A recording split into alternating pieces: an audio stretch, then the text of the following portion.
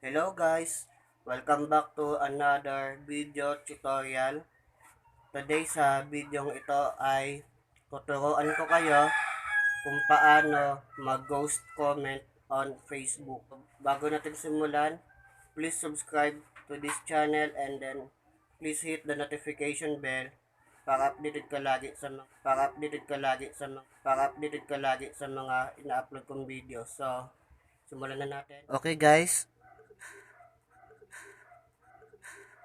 bago natin simulan ng video na ito, ay make sure na meron kayong Facebook app or Facebook Lite. So, i-download nyo muna siya sa Google Play Store. And then, search nyo Facebook app or Facebook Lite.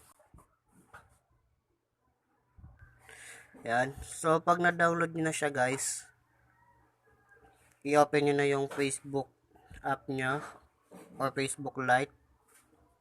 Yan. And then, ilagin niyo yung account niyo. Then, ilagay niyo yung password niyo.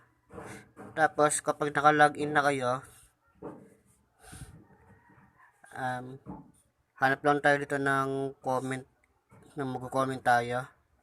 So, halimbawa dito. Yan. Mag-iiwan lang kayo dyan ng 10 space. 1, 2, 3, 4, 5, 6, 7, 8, 9, 10. Oops, 10. Yan. Then, magsusulat kayo kung ano man ang comment ninyo. So, halimbawa, ito. Then, comment. After nyo ma-comment yan, i-edit lang ninyo yan. Edit.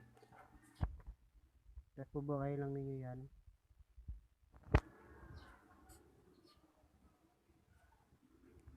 Ayan.